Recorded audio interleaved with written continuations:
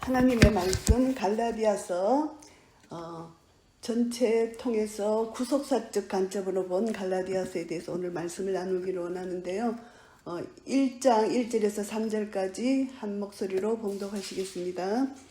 사람들에게서 난 것도 아니요 사람으로 말미암은 것도 아니요 오직 예수 그리스도와 및 죽은 자 가운데서 그리스도를 살리신 하나님 아버지로 말미암아 사도된 바울은 함께 있는 모든 형제로 더불어 갈라디아 여러 교회들에게 우리 하나님 아버지와 주 예수 그리스도로 쫓아 은혜와 평강이 있기를 원하노라. 아멘. 사도 바울이 사도가 된 것은 하나님 아버지로 말미암아 되었다는 것을 밝히면서 오늘 갈라디아서를 통해서 갈라디아 교회에게 복음을 받아들인 자는 자유를 누려라. 복음 안에서 누리는 자유가 어떤 것인지 이것을 말씀합니다. 그래서 복음이 먼저 어떤 것인지를 말씀하고 우리가 복음을 어떻게 받았는지, 그리고 복음을 받은 자는 성령 안에서 자유를 누리라, 이것에 대한 말씀을 나누는데요. 이 갈라디아서는 AD 56년경에 기록된 것으로 이제 추정이 되는데 대상은 갈라디아 교회입니다. 이 갈라디아 교회는 바울의 1차 선교 여행 때 세워진 교회예요. 이것을 보면은 사도행전 13장에서 14장 그게 보면은 바울의 1차 선교 여행 때 세워진 기록들이 있습니다. 그리고 이제 이 교회가 3차 전도 여행 후에 이 갈라디아서가 기록이 되었어요. 그래서 이 갈라디아서는 이 갈라디아 여러 교회들을 말하는데 그 여러 지역이 어디냐 하면은 비시디아, 안디옥, 이고니온, 누스드라, 더베 이런 지역입니다. 그래서 사도 바울이 이 지역에 그 근방에 복음을 전했다는 기록이 사도행전 13장, 14장에 나와 있습니다. 지금 갈라디아가 어느 지역인가 하면 지금 현재는 터키 지역이에요. 그 지역에 이제 복음을 전했는데 이 갈라디아서를 다른 말로 하면은 기독교 자유의 대헌장이라고도 불립니다. 그러니까 복음을 받아들인 자는 율법에 매이지 말고 자유를 누리라는 것이 굉장히 강조하고 있습니다. 율법에 매여 있으면 우리는 종노릇 하는 것이기 때문에 정말 내 속에 복음이 있다면은 복음 안에서 말씀 안에서 자유를 누리라. 진리를 알지니 진리가 너희를 자유케 하리라, 이 말씀입니다.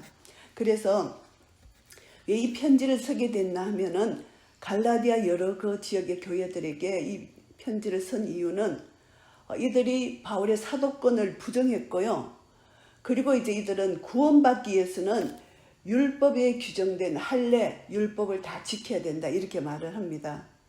그러니까 바울이 전한 복음은 오직 예수 그리스도를 믿음으로만 구원을 얻는다는 이 복음을 완전히 무시하는 겁니다. 그러니까 사도가 바울의 사도권을 무시해야만 사도 바울이 전한 복음이 무시되는 것이죠. 그러니까 이들이 사탄은 교묘하게 사람을 그가 전한 복음을 완전히 무시하게 해서 사도 바울을 무시하는 그런 일들이 이제 이 갈라디아 교회에 일어났던 것입니다. 그래서 이들이 유대주의자들이 다른 복음을 전함으로 율법을 지켜야 된다, 할례를 받아야 된다, 이렇게 하면서 혼란에 빠지게 합니다. 이 갈라디아 교회, 이 교인들은 믿음이 아직도 연약한데, 그러니까 유대주의자들이 강하게 얘기를 하니까 이들이 이제 이게 복음이 흔들리는 거죠.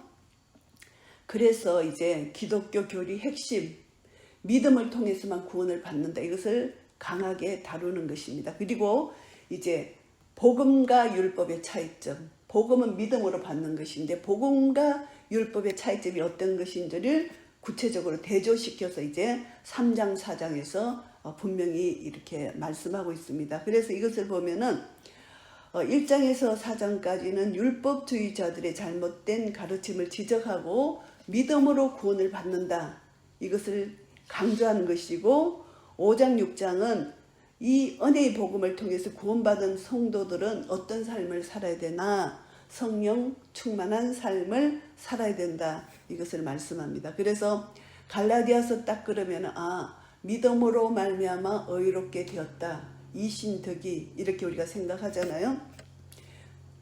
믿음으로 어렵게 된 자는 자유를 누리며 살아야 된다. 이것이 갈라디아 전체 흐르는 핵심입니다. 그래서 핵심 요절이 뭐냐 하면은 5장 1절이에요.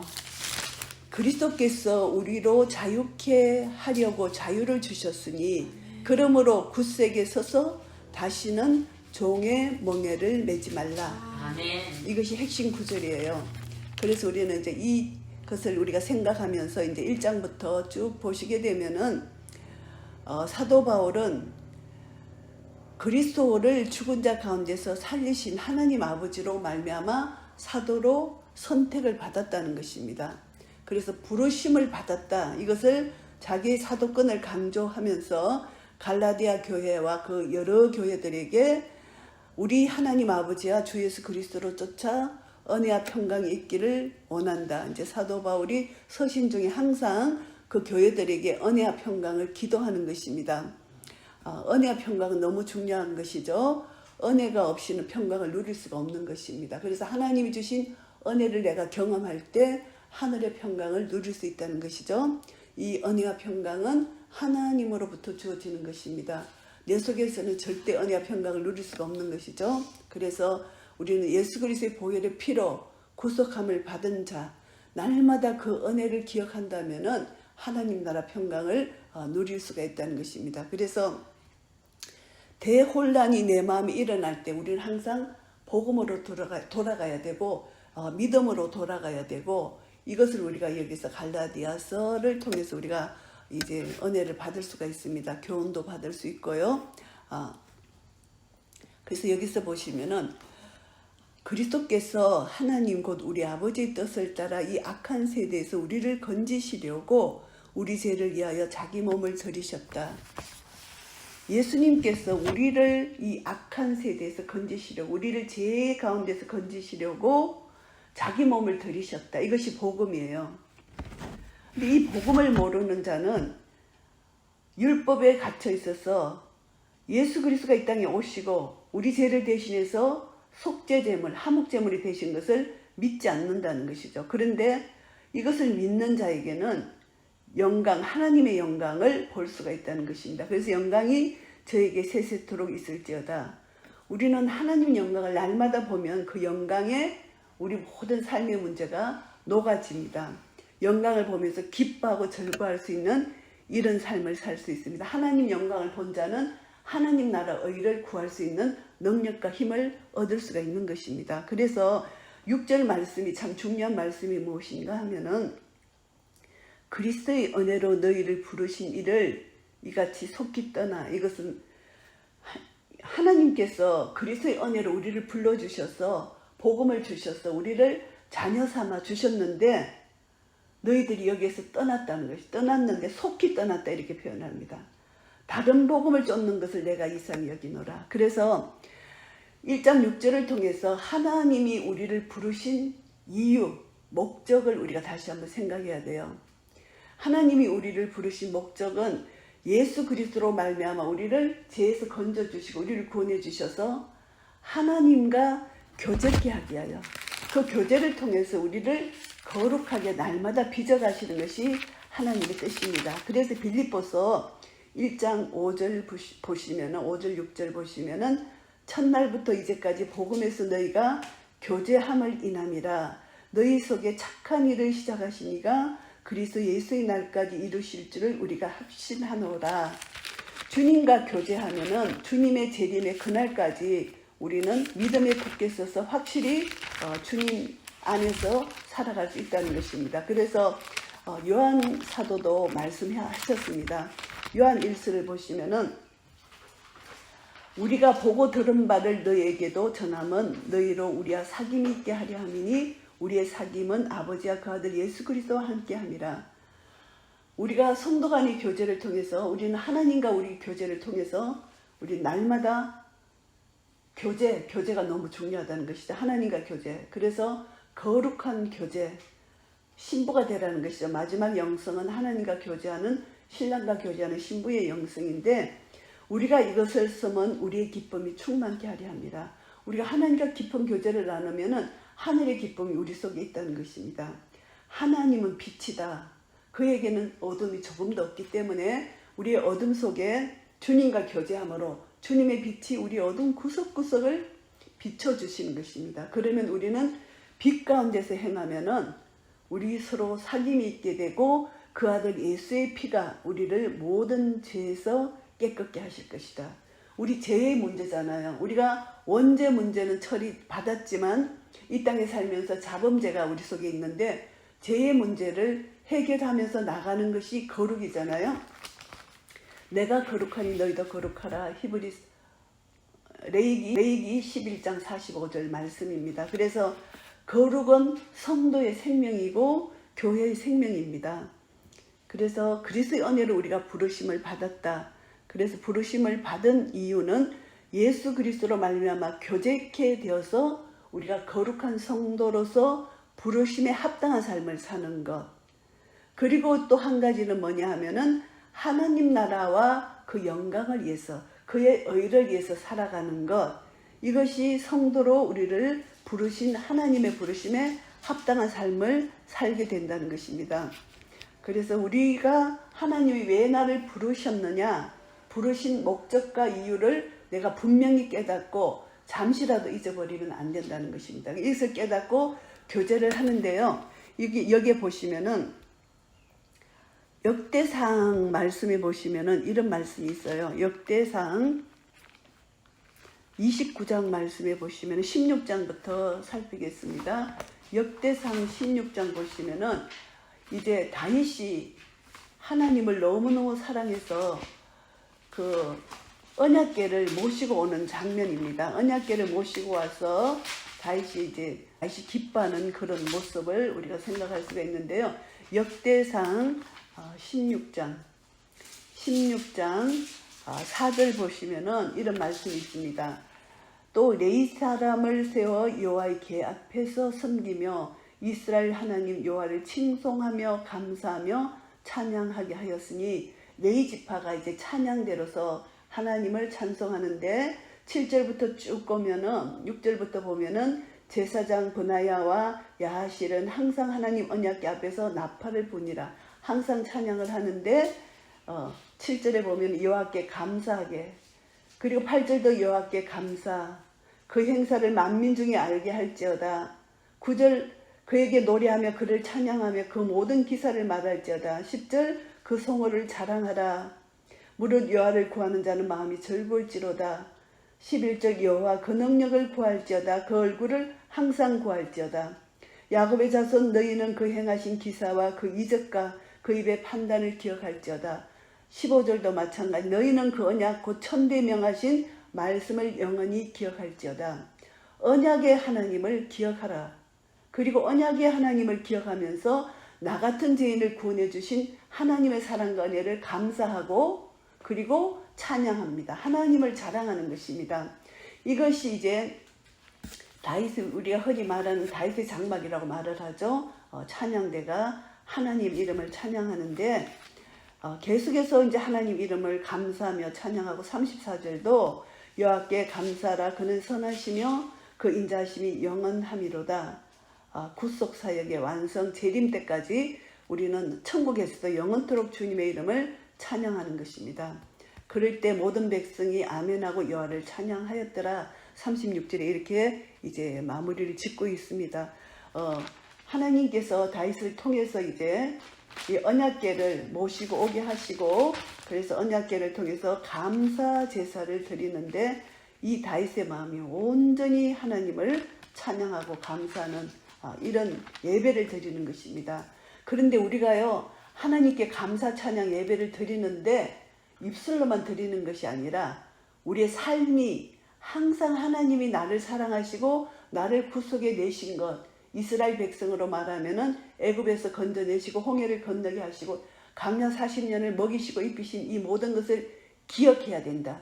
이것을 잊어버리면은 내가 나의 나 된 것은 하나님의 은혜인데 그 은혜를 놓쳐버리면은 교만이 들어가고 하나님께 감사가 없어지는 것입니다. 그러니까 우리의 찬양은 하나님이 나에게 행하신 것을 기억하고 하나님 나를 구원해 주신 하나님 은혜에 감사할 때 우리 입술로 하나님을 자랑하게 되는 것입니다. 이것이 진정한 하나님께 찬양을 드리는 것이고요. 이제 다윗이 하나님을 찬양하는데 성전 건축을 위한 다윗의 예물이 있습니다. 그래서 다윗은 하나님께서 다윗의 후손 솔로몬을 통해서 성전을 지으라고 말씀하셨기 때문에 성전 건축을 준비하는 다윗의 마음이 얼마나 기쁘고 즐거운지 자기 손으로는 피를 많이 흘렸기 때문에 짓지 못하게 하신 하나님의 뜻을 알고 이제 솔로몬 아들에게 성전을 짓게 하신 하나님의 계획 따라서 이제 다윗은 하나님께 어떤 찬양을 들리나 하면은 역대상 29장 10절에 보시면은 다윗이 온 회중 앞에서 여호와를 송축하여 가로되 우리 조상 이스라엘의 하나님 여호와여 주는 영원히 송축을 받으시옵소서. 영원히 주님은 영원히 송축을 받으시는데 여호와여 광대하심과 권능과 영광과 이김과 위엄이 다 주께 속하여 싸우니 천지에 있는 것이 다 주의 것이로소이다. 여호와여 주권도 주께 속하여 싸우니 주는 높으사 만유의 머리심이니이다. 하나님의 절대 주권을 찬양하는 것입니다.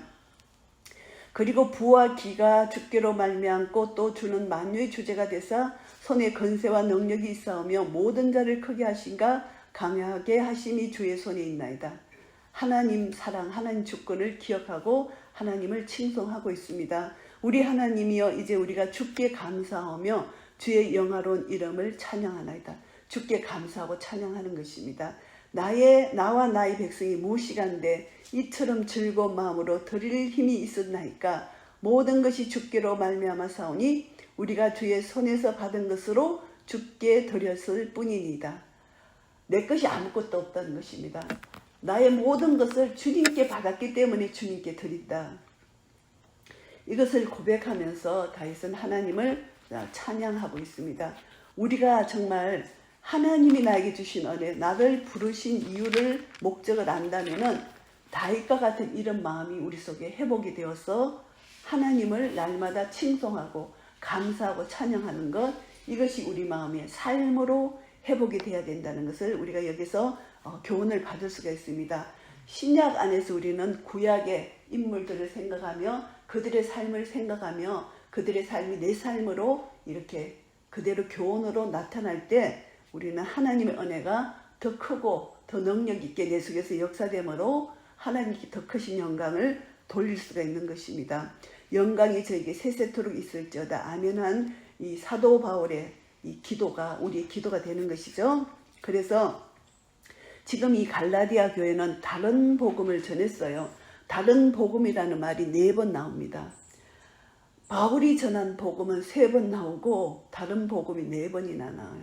그러니까 이 다른 복음이 얼마나 교회에 해를 끼쳤는지 모릅니다.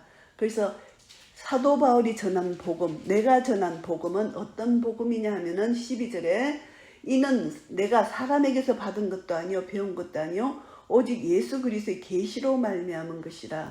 사도 바울이 전한 복음은 자기 속에서 나온 것이 아니라 하나님으로부터 예수 그리스도로부터 계시를 받아서 전하는 복음이다. 그러니까 할례를 받아라. 율법에 얽매여서 율법과 할례를 그대로 행해야만 구원을 받는다는 것은 다른 복음이다. 이 다른 복음을 전하면 저주를 받을지어다. 9절에 강하게 말하고 있습니다. 우리는 하나님 은혜로 여기까지 오게 된 것입니다. 그래서 사도 바울은 사도가 된 후에 예루살렘으로 바로 가지 않고 아라비아로 갔습니다.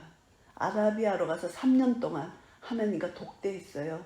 그래서 구약에 능통한 사도 바울이 구약의 율법을 복음과 이렇게 비교해서 완전히 자기 것으로 만들어서 이 갈라디아서를 기록했기 때문에 이 갈라디아서는 사도 바울의 율법에 완전히 율법에 통달한 자, 그리고 복음에 완전히 통달한 자, 이것을 연결시키는 놀라운 구원의 역사가 이 갈라디아서를 통해서 우리에게 전해지고 있습니다. 이것이 하나님의 은혜입니다. 그래서 사도 바울을 통해서 믿음으로만 구원을 받는다는 거 우리가 다시 한번 확인하며 이제 하나님께 영광을 돌릴 수가 있는 것입니다. 그래서 1장은 바로 사도 바울이 전한 복음은 오직 할례가 아니다. 율법이 아니다. 예수 그리스도를 믿음으로 말미암아 우리에게 구원을 주시는 그 그 하나님을 믿음으로 얻는 것이다. 이것을 말합니다. 할례는 창세기 17장 11절에 나와 너의 사이의 언약의 표징이라 하면서 할례를 받으라고 이스라엘 백성들이 말씀하셨어요. 그런데 신명기 10장 16절에는 몸의 할례가 아니라 육체의 할례가 아니라 마음의 할례를 받아라 이렇게 말씀하고 있습니다. 그리고 갈라디아서 6장 15절에는 할례나 무할례가 아무것도 아니로되 오직 새로 지으심을 받은 것이 중요하다 이렇게 말씀하십니다. 그래서 사람이 이스라엘 백성들이 자꾸 할례를 받아라 하는 것은 육체를 자랑하려고 하는 것이죠. 자기들은 하나님으로부터 선택을 받았다. 그래서 이방인 너희도 할례를 받아야만 너희도 하나님을 믿는 우리 이 공동체에 들어올 수 있다는 것이죠. 이것은 정말 잘못됐다는 것입니다. 그리고 이제 2장을 말씀을 보시면은 바울이 이제 자기가 사도가 된 것인데 사도된 바울이 진리의 복음을 전가하는데 이 진리의 복음을 전파하는 것이 자기가 하는 것이 아니라 하나님의 은혜로 하나님께 사도권을 받아서 전가하는 것이다. 계시로 인하여 내가 받았다. 이것을 다시 한번 이들에게 전합니다. 그래서 3절에 보면은 그러나 나와 함께 있는 헬라인 디도라도 억지로 할례를 받게 아니하였다.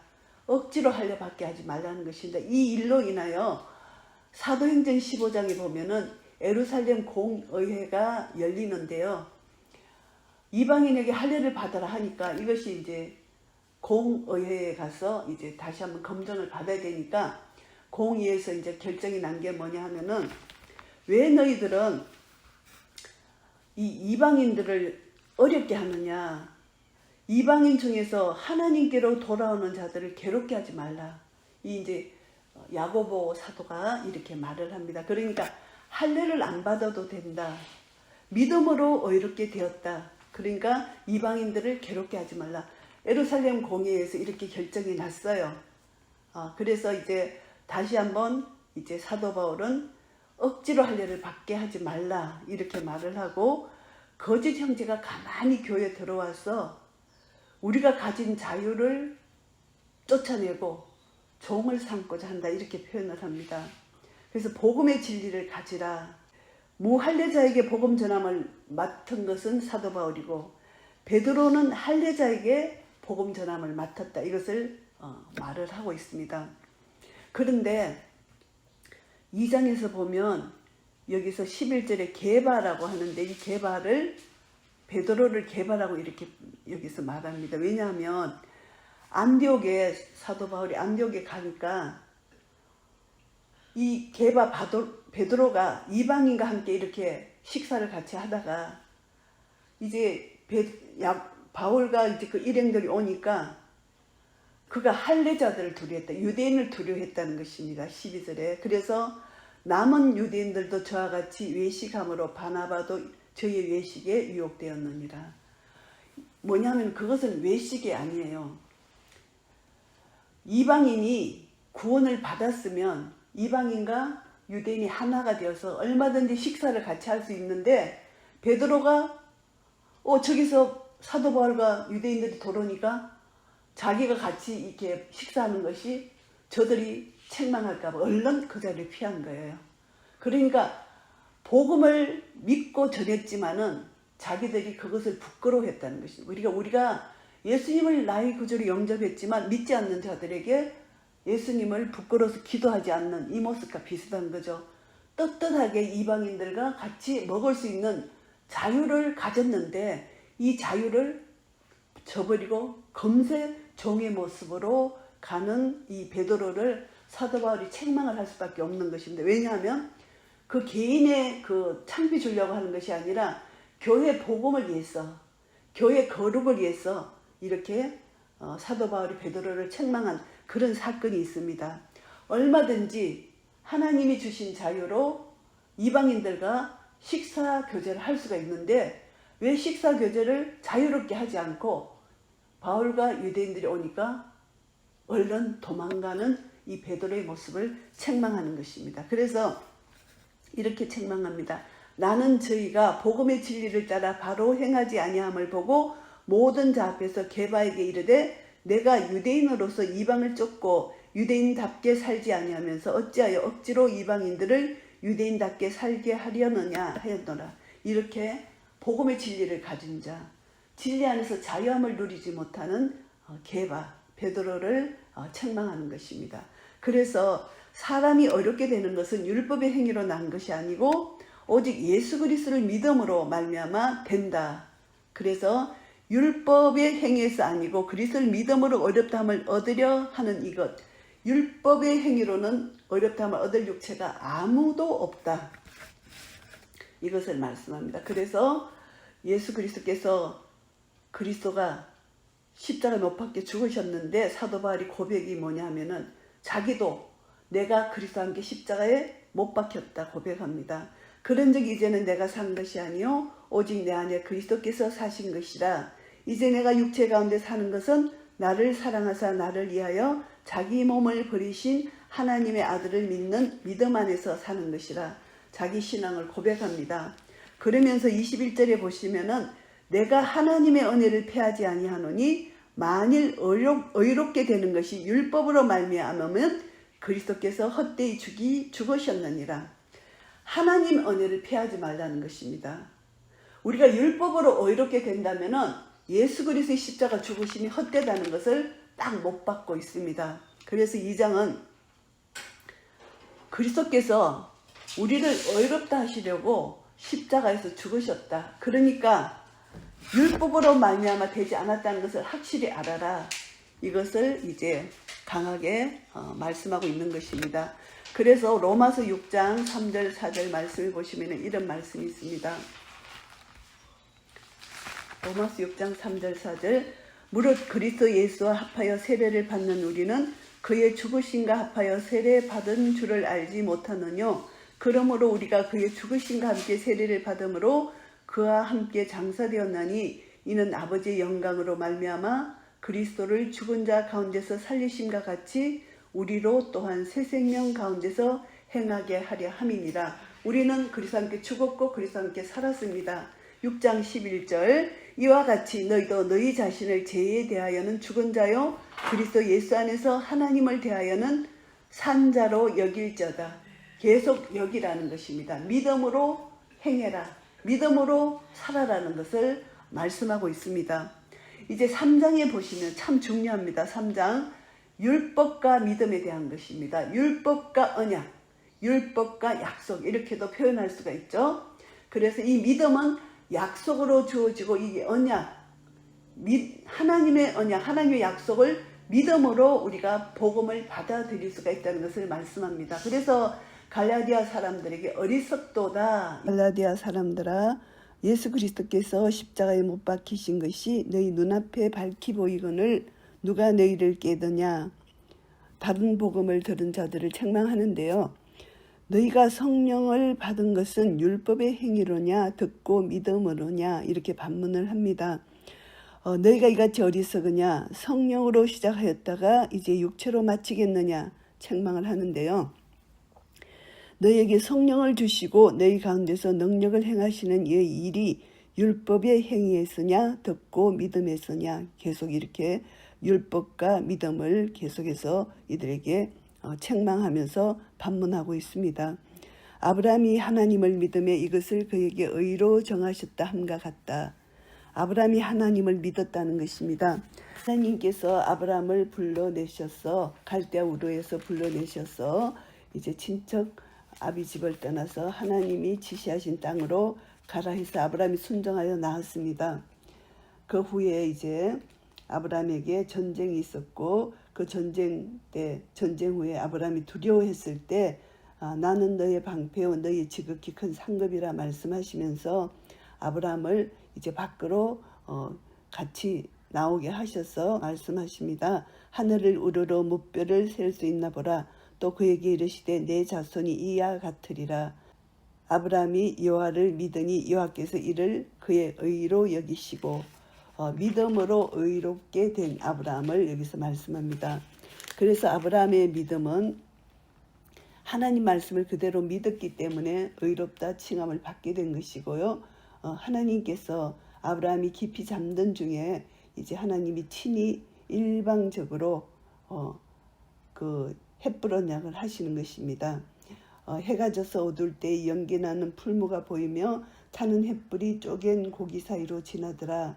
그날에 여호와께서 아브라함으로 더불어 언약을 세워 가라사대 내가 이 땅을 애굽 강에서부터 그 큰 강 유브라데까지 내 자손에게 주리니, 이렇게 하나님께서 햇불 언약을 맺으시고 자손에게까지 믿음을 주신다는 그 약속을 하시고 창세기 17장 또 8절 9절에 약속을 하십니다. 내가 너와 내 후손에게 너의 우가는 이 땅 곧 가나안 일경으로 주어 영원한 기업이 되게 하고 나는 그들이 하나님의 되리라. 그들의 하나님이 되리라. 하나님이 또 아브라함에게 이르시되 그런즉 너는 내 언약을 지키고 내 후손도 대대로 지키라. 후손까지 대대로 언약을 지키라고 말씀하십니다.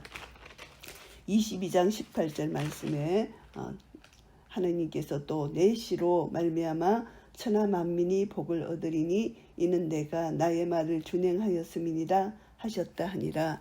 이렇게 창세기를 통해서 언약을 주시고 언약을 지키고 아브라함의 후손을 통해서 이 땅에 온 천하 만민이 복을 받게 하는 예수 그리스도를 주신다는 예언의 말씀을 해 주신 것입니다. 그래서 아브라함은 믿음의 조상이 된 것이고요. 믿음으로 말미암는 자들은 다 아브라함의 아들이 되는 것이고, 또 하나님이 이방을 믿음으로 말미암아 의로 정하실 것을 성경이 미리 알고 아브라함에게 복음을 전하되 모든 이방이 너를 인하여 복을 받으리라 이렇게 말씀해 주셨습니다. 그렇기 때문에 믿음으로 말미암는 자는 믿음이 있는 아브라함과 함께 복을 받느니라 이렇게 말씀하십니다. 그래서 하나님 앞에서 아무나 율법으로 말미암아 의롭게 되지 못한다. 이것을 분명히 말씀해 주시고 의인이 믿음으로 살리라 이렇게 분명히 말씀해 주셨습니다. 율법은 믿음에서 난 것이 아닙니다. 그리스도께서 우리를 위하여 저주를 받고 율법의 저주에서 우리를 속량해 주셨고 기록된 바 나무에 달린 자마다 저주 아래 있는 자라 이렇게 말씀해 주셨습니다. 그래서 그리스도 예수 안에서 아브라함의 복이 이방인에게 미치게 하시고 또 우리로 하여금 믿음으로 말미암아 성령의 약속을 받게 하려 하셨습니다. 그래서 우리는 언약이라고 정한 후에 이 언약은 피할 수 없다. 이 약속들은 아브라함과 그 자손에게 말씀하신 것이기 때문에 그것을 우리가 그 자손이 바로 그리스도라는 것이죠. 그래서 이 언약이 예수 그리스도로 말미암아 주어졌다는 것입니다. 그래서 하나님이 미리 정하신 언약을 430년 후에 생긴 율법이 없이 하지 못한다고 말씀하시고 있습니다. 그래서 언약이 앞서 있다. 언약이 율법보다 우월하다. 이것을 우리가 알게 됩니다. 그래서 하나님의 약속은 1.1획도 틀림이 없이 그대로 이루어진다. 이 약속으로 말미암아 아브라함에게 은혜를 주신 것이라는 것입니다. 그런데 율법은 죄를 범한 자를 위해서 준 것이다. 왜냐하면 율법을 통해서 죄를 깨닫게 하기 위해서. 이 율법은 천사들로 말미암아 중보의 손을 빌어 베푸신 것이다. 율법은요, 하나님이 직접 주신 것이 아니라 천사를 통해서, 모세를 통해서 율법이 주어졌어요. 그런데 하나님이 약속하신 이 약속은 하나님이 직접 일방적으로 햇불 언약을 주셨다. 그래서 하나님이 직접 주신 약속이 더 먼저다 이것을 말씀합니다. 그래서 20절에 보면 중보는 한편만 위한 자가 아니나 오직 하나님은 하나이시니라. 중보는 하나님과 인간 사이에 중간에서 이쪽 저쪽 양편을 위한 자인데 하나님은 오직 한편, 일방적으로 우리의 약속을 주셨다는 것입니다. 그렇기 때문에 율법이 하나님의 약속들을 거스리느냐, 결코 그럴 수 없다는 것입니다. 만일 영이 살게 하는 율법을 주셨다면 의가 반드시 율법으로 말미암았으리라 이렇게 말씀하시고, 성경이 모든 것을 제 아래 가두었으니 이는 예수 그리스도를 믿음으로 말미암는 약속을 믿는 자들에게 주려 함이니라. 믿음이 오기 전에는 우리가 율법 아래 매인바되고 계시될 믿음의 때까지 갇혔다. 그래서 우리는 이제 율법이 우리를 믿게 할 때는 그 때까지, 우리가 믿을 때까지 율법에 갇혀 있다는 것인데, 몽학 선생이라고 표현을 합니다. 율법은 우리 죄를 깨닫게 하는데 율법이 몽학 선생이 되어서 복음까지 우리를 이끌어 간다는 것이죠. 그래서 믿음이 온 후로는 우리가 몽학 선생 아래 있지 않다. 율법 아래 갇혀 있지 않다는 것입니다. 너희가 다 믿음으로 말미암아 그리스도 예수 안에서 하나님의 아들이 되었다. 이것을 보면서 그리스도와 합하여 세례를 받은 자는 그리스도로 옷 입는다고 말씀하십니다. 너희는 유대인이나 헬라인이나 종이나 자주자나 남자나 여자 없이 다 그리스도 예수 안에서 하나라고 말씀하십니다. 이렇게 말씀합니다. 너희가 그리스도께 속한 자면 곧 아브라함의 자손이요 약속대로 유업을 이을 자니라 이렇게 말씀하고 있습니다. 이것은 율법이 하나님의 약속과 반대되는가? 아니라는 것입니다. 반대되는 것이 아니라 율법과 약속은 다른 역할이 서로 다를 뿐이지 하나님의 구속 경륜에는 두 율법과 약속이 다 필요하다. 율법과 언약이 다 필요한 것이다. 그렇기 때문에 만일 우리에게 언약만 주시고 율법을 주시지 않았다면 어떻게 되느냐 우리가. 죄를 깨달을 수 없기 때문에 복음을 받아들일 수가 없는 것이죠. 그래서 믿음이 오기 전에는 율법 안에 갇혀 있었습니다. 그런데 믿음이 온 후에는 우리가 믿음으로 우리에게 주신 은혜가 어렵다함을 얻게 된 것이고 이제 예수를 믿음으로 어렵다함을 얻은 우리는 성령을 받았다. 갈라디아서 3장 2절 말씀 내가 너에게 다만 이것을 알게 하노니 너희가 성령을 받은 것은 율법의 행위로냐 듣고 믿음으로냐. 율법의 행위가 아니고 우리는 듣고 믿음으로 성령을 받았다. 우리 거듭난 것이 성령님을 받았다는 뜻이다. 이것을 말씀하고 있는 것입니다. 그렇기 때문에 3장에서 율법과 언약, 율법과 약속, 율법과 믿음 이것을 비유하는데 둘 다 중요하다. 왜냐하면 율법은 하나님으로부터 온 것이고 거룩하고 의롭고 선한 것이다. 율법을 통해서 우리에게 죄를 깨닫게 해주시는 역할을 하는 것이 율법의 역할이고 믿음은 죄를 깨달았기 때문에 예수 그리스도가 필요하다는 것을 우리가 알고 예수님을 찾게 되고 예수님을 믿게 된다. 내가 죄인인 걸 알기 때문에 내 죄를 대신해서 십자가에 달려 돌아가신 예수 그리스도를 나의 구세주로 영접할 수 있는 그런 은혜를 주시는 것이라는 것입니다. 그러니까 율법을 통해서 죄를 깨닫고 내가 죄인인 것을 알기 때문에 예수 그리스도가 필요하다. 그래서 예수 그리스도를 나의 구주로 영접할 수 있다는 것. 그래서 믿음으로 우리는 하나님의 아들이 되었다. 이것을 로마서 8장 14절에서는 어떻게 말씀하고 있냐면은 로마서 8장 14절 무릇 하나님의 영으로 인도함을 받는 그들은 곧 하나님의 아들이라. 너희는 다시 무수하는 종의 영을 받지 아니하였고 양자의 영을 받았으므로 아바 아버지라 부르짖느니라. 성령이 친히 우리 영으로 더불어 우리가 하나님의 자녀인 것을 증거하시나니 우리가 하나님의 자녀인 것을 성령님이 증거해 주신다는 것입니다. 그래서 성령님이 아니고는 우리는 거듭날 수가 없어요. 왜냐하면 성령님이 우리를 하나님 자녀라고 증거해 주시기 때문이라는 것입니다. 그래서 우리는 이제 믿음으로 어렵게 되었습니다. 믿음으로 그리스도 예수 안에서 하나님의 아들이 되었습니다. 그래서 우리는 유업을 받았습니다. 4장에서 이제 유업을 받은 자는 종으로 살면 안 된다. 율법 아래 있는 자들을 속량하시고 우리로 아들의 명분을 얻게 하신 하나님, 그 아버지께서 하나님이 그 아들의 영을 우리 마음 가운데 보내셔서 아바 아버지라 부르게 하셨다는 것입니다. 그래서 우리가 아들이면은 하나님으로 말미암아 유업을 이을 자다 이렇게 말씀하십니다. 그래서 우리는 이제 우리 속에 예수 그리스도를 영접했기 때문에 19절에 이렇게 말씀하십니다. 나의 자녀들아 너희 속에 그리스도의 형상이 이루기까지 다시 너희를 위하여 해산하는 수고를 하노니 해산하는 수고 예수 그리스도의 형상이 이루어질 때까지 우리는 해산하는 수고를 해야 되는데 어떤 것을 우리가 깨달아 알아야 되나 하면은 여기서 두 가지 비유를 합니다. 육체를 따라 난 계집종에서 난 그런 아들이 있고 두 아들을 비유하는데 자유하는 여자에게서 약속으로 말미암는 아들이 있다. 이 비유는 이 두 여자는 두 언약이라 이렇게 말씀하십니다. 그래서 이 한 여자는 하갈은 계집종, 율법을 비유하고, 그리고 사라, 자유하는 여자는 복음을 비유하는 것입니다. 그래서 율법과 복음의 차이, 이 복음은 이삭과 같이 약속의 자녀가 된다, 이것을 말씀합니다. 그래서 우리는 육체를 따라 난 자가 성령을 따라 난 자를 핍박하면 안 된다.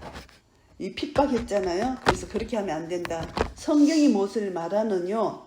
계집종과 그 아들을 내어 쫓으라. 계집종의 아들이 자유하는 여자의 아들로 더불어 유업을 얻지 못하리라 하였느니라. 그런즉 형제들아, 우리는 계집종의 자녀가 아니요 자유하는 여자의 자녀라. 그래서 우리는 복음을 받았기 때문에 자유하다. 율법의 종이 아니고 자유하다. 복음 안에서 자유를 누리라. 복음이 너를 해방하였다. 이렇게 말씀하십니다. 로마서 8장 1절 2절 말씀을 봉독하겠습니다. 로마서와 이 갈라디아서는 깊은 연관이 있는 것이죠. 로마서 8장 1절 2절 말씀 봉독합니다. 그러므로 이제 그리스도 예수 안에 있는 자에게는 결코 정죄함이 없나니 이는 그리스도 예수 안에 있는 생명의 성령의 법이 죄와 사망의 법에서 너를 해방하였습니다. 우리는 해방됐다는 것입니다. 자유함을 얻었다는 것을 말씀하고 있는 것입니다. 그래서 자유하는 여자의 자유, 자유하는 여자의 자녀가 되었다, 이것을 말씀하고요. 복음으로 자유함을 누리라는 것입니다. 그러면 복음으로 자유함을 누리는 자는 이 자유가 어떤 자유냐? 5장 1절 말씀이 핵심 구절이죠. 그리스도께서 우리로 자유케 하려고 자유를 주셨으니 그러므로 굳세게 서서 다시는 종의 멍에를 매지 말라. 자유한 자는 더 이상 종의 멍에를 매지 말아야 된다, 이것을 말씀합니다.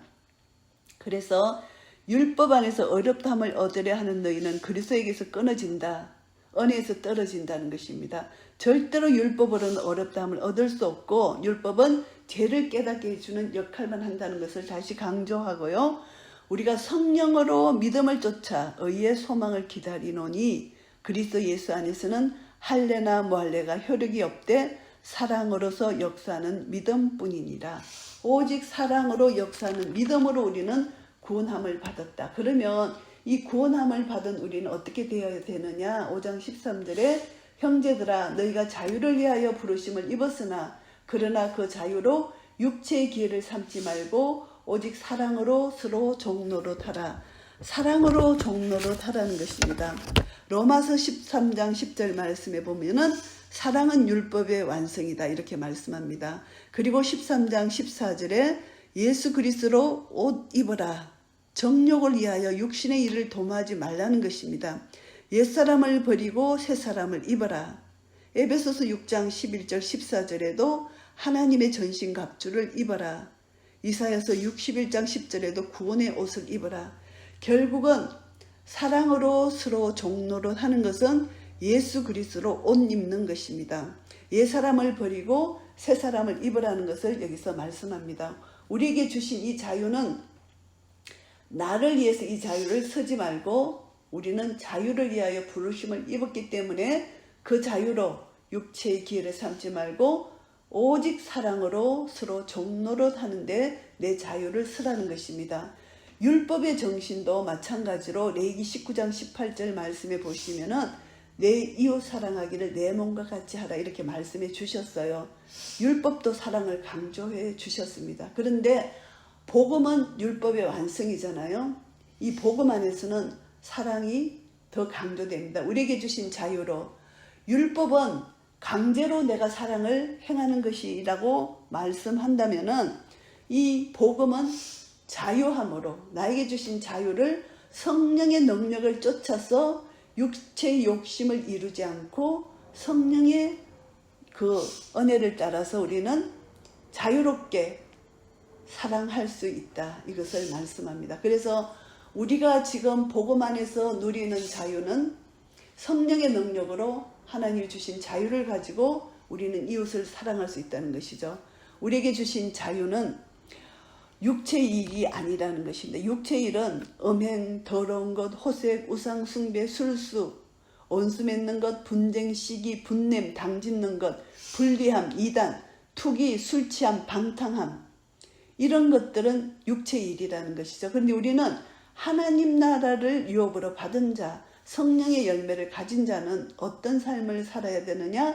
사랑과 희락과 화평과 오래 참음과 자비와 양선과 충성과 온유와 절제, 이것을 받은 자답게 살아라, 이것을 말씀합니다. 그래서 우리가 성령으로 살면 성령으로 행하라는 것입니다.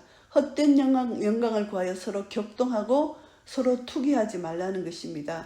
예수 그리스도의 사람들은 육체와 함께 그 정과 욕심을 십자가에 못 박았느니라, 과거 완료입니다.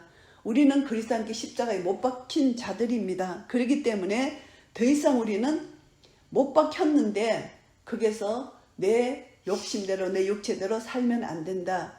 그것을 날마다 여겨라. 내가 그리스도와 함께 십자가에 죽었다는 것을 날마다 여기고 내가 그리스도와 함께 다시 살았다는 것을 날마다 여길 때 내가 믿음 안에서 승리할 수 있다는 것을 강조하는 말씀이고요.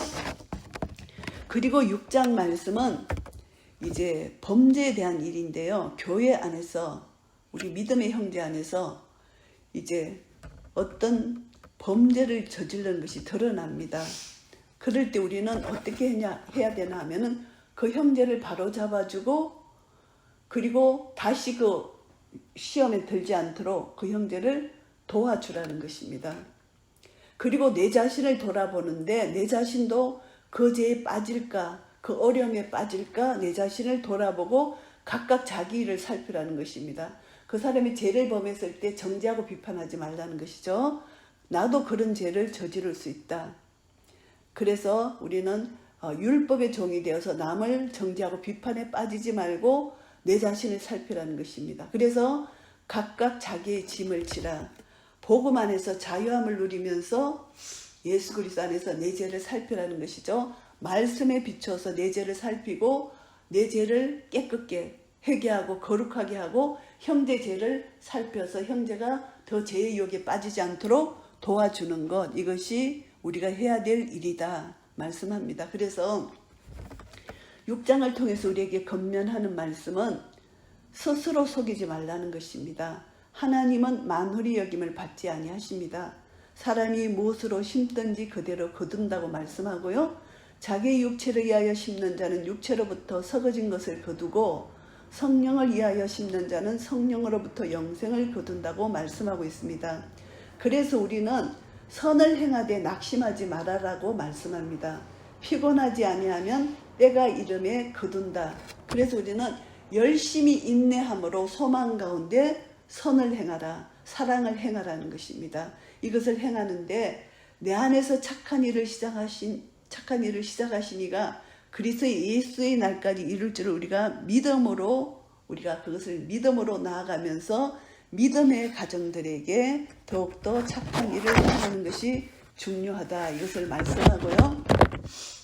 그리고 이제 우리가 이제 십자가를 지는데 이 십자가는 나의 육체를 자랑하지 않는 것입니다. 십자가는 오직 예수 그리스도만을 자랑하는데 내게는 우리 주 예수 그리스도의 십자가 외에 결코 자랑할 것이 없으니 그리스도로 말미암아 세상이 나를 대하여 십자가에 못 박히고 내가 또한 세상을 대하여 그러하니라. 할례나 뭐할례가 아무것도 아니로되 오직 새로 지으심을 받은 자뿐이니라, 이렇게 말씀합니다. 그래서 우리는 십자가만을 자랑해야 된다, 이것을 말씀하고요. 6장 16절 말씀에 보시면은 무릇 이 규례를 행하는 자에게와 하나님의 이스라엘에게 평강과 긍휼이 있을지어다. 하나님의 이스라엘에게, 이 말씀은 우리가 육적 이스라엘뿐만이 아니라 영적 이스라엘을 다 포함합니다. 이스라엘 백성들이 인사에도 항상 이렇게 이웃을 포함한 인사가 있기 때문에 우리가 이 규례를 행하는 자, 성령 안에서 우리는 복음 안에서 행하는 자는 육적 이스라엘이든 영적 이스라엘이든 하나님의 이스라엘이라고 표하는 것은 이제 에베소서 말씀을 통해서 우리는 하나가 되었다는 것이죠. 그리스도의 피로 하나가 되었습니다. 한 세 사람을 지어서 합평하게 하시고 십자가로 이 둘을 한 몸으로 하나님과 화목하게 하리 하신 이 십자가, 한 성령 안에서 한 몸을 이뤘기 때문에 한 성령 안에서 예수 그리스도 안에서 함께 지어져가는 유대인과 이방인에게 평강과 긍휼이 있을지어다, 이렇게 축복을 하는 것입니다. 그래서 이제 이후로 우리가 살아가는데 내 몸에서 예수의 흔적을 가져야 된다는 것입니다. 예수의 흔적이 없으면 안 된다. 이것을 우리가 고린도전서 3장 12절 말씀을 통해서 보게 되면은 예수의 흔적을 가지지 않으면은 우리는 어떻게 되느냐. 고린도전서 3장 12절부터 11절부터 고린도전서 3장 10절부터 보시면은 하나님의 은혜를 따라 우리가 지혜로운 건축자와 같이 터를 닦아 두는데 다른 이가 그에게 세우나 각각 어떻게 그에 세우기를 조심하라, 이렇게 말하면서 닦아둔 것 외에 다른 터를 닦아둘 자가 없다. 이 터는 곧 예수 그리스도다, 이렇게 말씀하시면서 누구든지 금이나 은이나 보석이나 나무나 풀이나 짚으로 이 터 위에 세우면 각각 공력이 나타날 터인데 그날이 공력을 밝히리니 이는 불로 나타내고 그 불이 각 사람의 공력이 어떤 것을 시험할 것이니라. 만일 누구든지 그 위에 세운 공력이 그대로 있으면 상을 받고 누구든지 공력이 불타면 해를 받으리니 그러나 자기는 구원을 얻되 불 가운데서 얻은 것 같으리라. 너희가 하나님의 성전인 것과 하나님의 성령이 너희 안에 거하시는 것을 알지 못하느뇨. 누구든지 하나님의 성전을 더럽히면 하나님이 그 사람을 멸하시리라. 하나님의 성전은 거룩하니 너희도 그러하리라, 이렇게 말씀하십니다. 그래서 우리는 예수 그리스도의 흔적을 내 속에 가져야 된다는 것입니다. 예수 그리스도의 흔적이 공력이 불탈 때 예수 그리스도의 흔적을 가진 자, 성령이 내 속에 성령이 내주한 자, 내가 하나님의 성전인 것을 깨닫는 자, 성전을 더럽히지 않고 거룩한 삶을 산 자, 예수님의 흔적을 가진 자, 이것을 가지라는 것을 말씀합니다. 그래서 그런 자는 성령으로부터 영생을 거둔다, 이것을 말씀합니다. 그래서 우리는 믿음의 선한 삶을 사워서 믿음을 지켜야 된다, 영생을 취해야 된다는 것을 말씀하고 있습니다. 갈라디아서를 정리하겠습니다.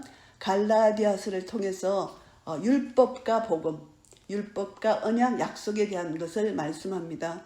우리는 하나님이 우리를 부르신 것은 예수님과 교제해서 우리를 구원해 주신 그것으로 말미암아 거룩한 삶을 살게 하시고 하나님 나라 의를 구하면서 하나님 영광을 위해서 살게 하셨습니다. 그렇기 때문에 우리는 이제 더 이상 율법의 종이 아니라 믿음으로 약속을 받은 성령을 쫓아 행하는 하나님의 자녀, 자유자가 되었다는 거 우리가 다시 한번 기억하고, 우리는 자유를 누리는데 이 자유를 가지고 사랑으로 서로 종노릇하는 이 자유라는 것이죠. 그래서 우리는 육체를 위하여 심지 말고 성령을 위하여 심어야 된다.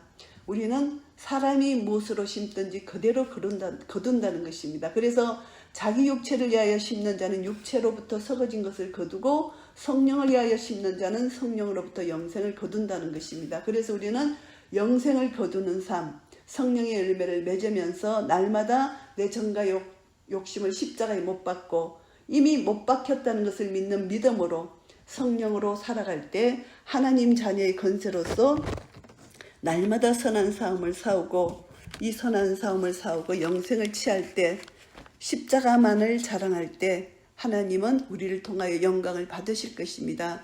이런 성령의 능력, 예수 그리스도 안에서 믿음의 자유를 가진 자로서 하나님께 온전한 영광 돌리는 그런 삶을 사시기를 예수 그리스도 이름으로 축복합니다. 아멘.